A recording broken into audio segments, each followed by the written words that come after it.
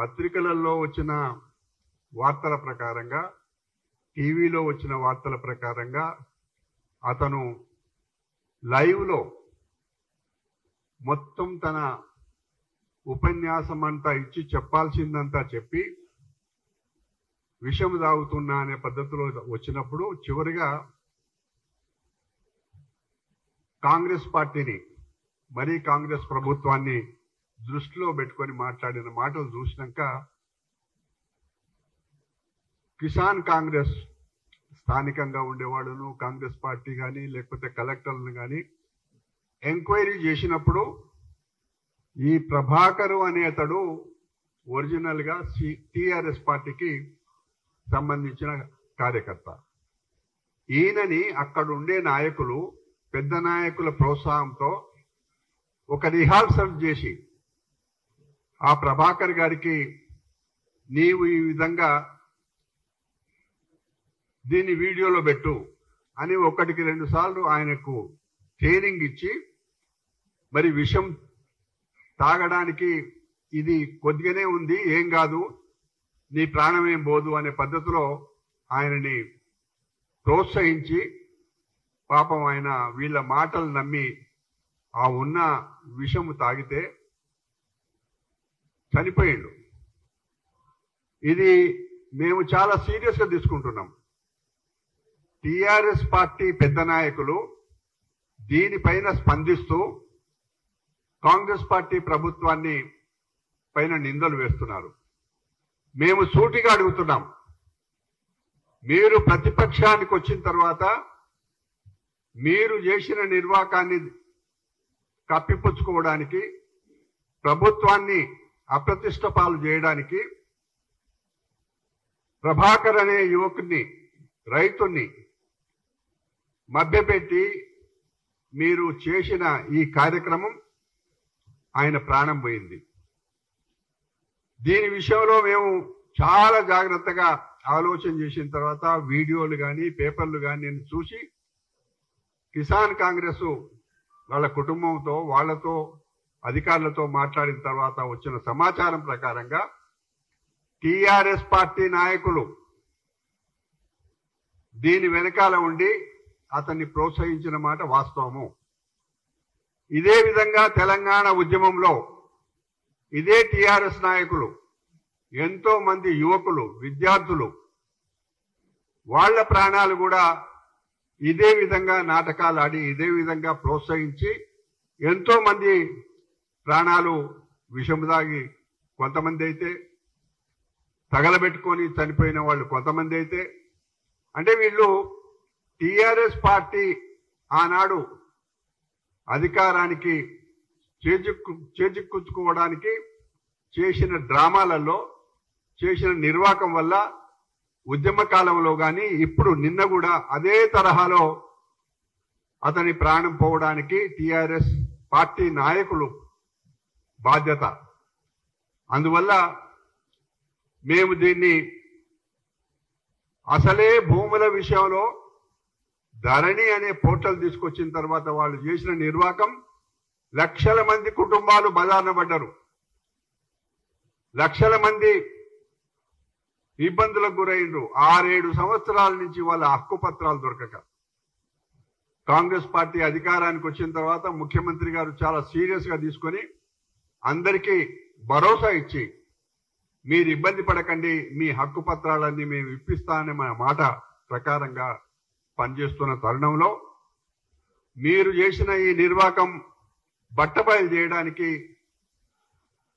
మా కిసాన్ కాంగ్రెస్ పార్టీ పక్షాన ప్రభుత్వానికి మేము రిక్వెస్ట్ చేస్తున్నాం.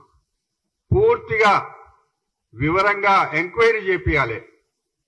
రైతు ఆత్మహత్య చేసుకోవడానికి ప్రోత్సహించిన ఎవరెవరు నాయకులు ఉన్నారో, స్థానికులు ఎవరున్నారో వీటి అంతా కూడా ఎంక్వైరీ చేసి నేరస్తులపైన చర్య తీసుకోవాలనే మాట మేము మా పక్షాన ప్రభుత్వాన్ని కోరుతున్నాం.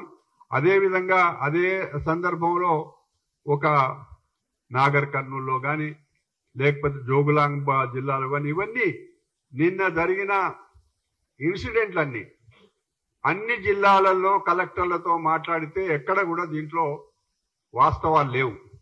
అయితే ఇక్కడ ఏమిటంటే నిజంగా చూస్తే జోగులాంబ గాని నాగర్ కర్నూలులో జరిగినాయి, జనగామలో జరిగినాయి చూస్తే ఇవేమో కొన్ని కుటుంబ సమస్యలు, కొన్నేమో మీరు నిర్వాకము, మీ నిర్లక్ష్యము, మీరు చేసిన కార్యక్రమాల వల్ల ఎంతో మంది రైతులు ఇప్పటికీ ఇబ్బంది పడుతున్నారు.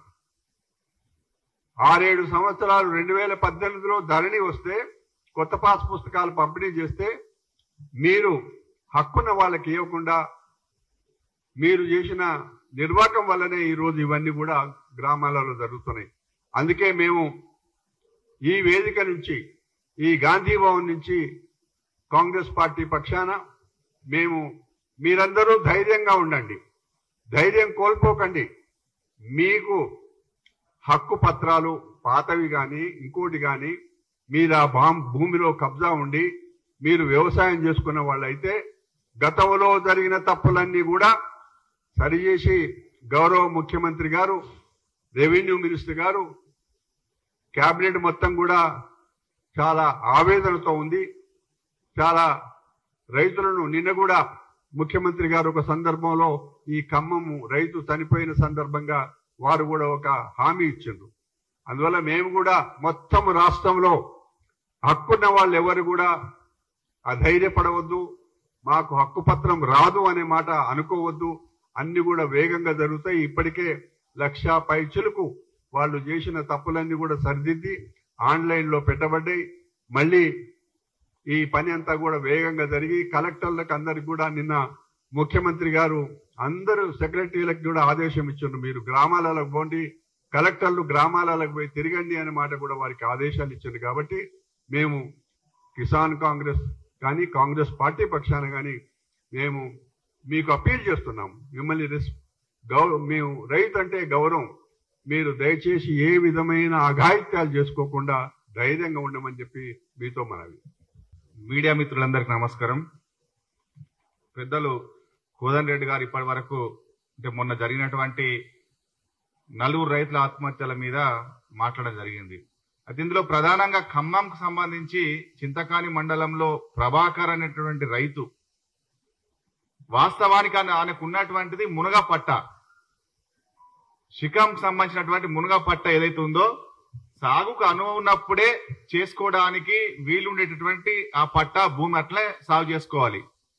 కానీ ఇతను ఏదైతే 7 ఎకరాలు ఈయనకు పట్ట ఉందో, ఇలా నాన్న పేరు మీద 5 ఎకరాలు, ఇతని పేరు మీద 2 ఎకరాలు పట్ట ఉంటే దాన్ని విరుద్ధంగా దాంట్లో మట్టి నింపుకొని ఇంకా ఒక 4-5 ఎకరాలు ఆక్రమించుకొని సాగు చేసుకున్నటువంటి ఒక దురాలోచనతో ఆయన భూమి ఉన్నదాన్ని వదిలేసి ఇంకా ఎక్కువగా ఆ చెరువులో ఉన్నటువంటి దాన్ని కూడా కబ్జా చేసే ప్రయత్నం చేస్తున్నటువంటి పరిస్థితులలో అక్కడ ఉన్నటువంటి మత్స్యకారులు ఎవరైతే ఉన్నారో గ్రామాలలో దీన్ని అడ్డుకోవడానికి ప్రయత్నం చేస్తే స్థానికంగా ఉన్నటువంటి కాంగ్రెస్ పార్టీ నాయకులు కూడా మా ఊళ్ళో నీకు ఏదైతే 7 ఎకరాలు ఉందో ఆ 7 ఎకరాలను మట్టికే నీకు వస్తుంది, మిగిలింది అయితే రాదు అని చెప్పేసి చెప్తున్నటువంటి సందర్భంలో కావాలని కాంగ్రెస్ పార్టీ ప్రభుత్వాన్ని బదనం చేయాలని చెప్పేసి టీఆర్ఎస్ పార్టీ వాళ్ళు ఆయనకు ఒక 2-3 సార్లు వీడియోలు చేపించి రిహార్సల్ చేపించి ఎట్లా మాట్లాడాలో ఏం చేయాలని చెప్పేసి చేపించి ఆయన చేత విషం తాగిపించి చనిపోవడానికి కారకులైనటువంటి వాళ్ళు టీఆర్ఎస్ పార్టీ వాళ్ళు. అక్కడ ఇదంతా టీఆర్ఎస్ వాళ్ళు కావాలని చేసి చివరకు కాంగ్రెస్ పార్టీల పేర్లు అనేది చెప్పించి కాంగ్రెస్ పార్టీ ప్రభుత్వాన్ని బదనం చేసి అక్కడ ఉన్నటువంటి స్థానికంగా ఉన్న నాయకులను ఇబ్బంది పెట్టడానికి చేసినటువంటి ప్రయత్నంలో భాగంగా టీఆర్ఎస్ వాళ్ళు చేసినటువంటి డ్రామా. కాబట్టి ఈ వాస్తవాలను మీ ముందు మీ ద్వారా ఈ తెలంగాణ సమాజానికి తెలియజేద్దామనేటువంటి ఉద్దేశంతో మీ ముందుకు రావడం జరిగింది. కాబట్టి అక్కడ జరిగినటువంటి రైతు ఆత్మహత్య అనేది కేవలం టీఆర్ఎస్ పార్టీ వాళ్ళు రెచ్చగొట్టి ప్రభుత్వాన్ని బదనం చేయాలనేటువంటి ఒక ఆలోచనతో జరిగింది తప్పితే ఆ రైతుకు ఎక్కడ కూడా భూమి లాక్కోలేదు.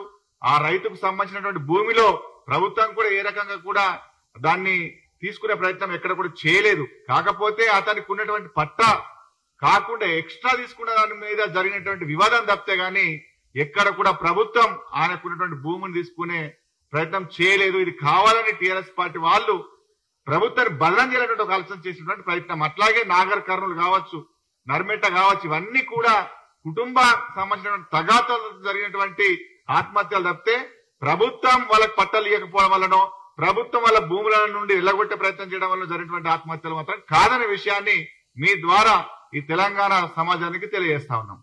అసలైన తొలి వెలుగు. ఫాలో వాట్సాప్ @తొలి వెలుగు official.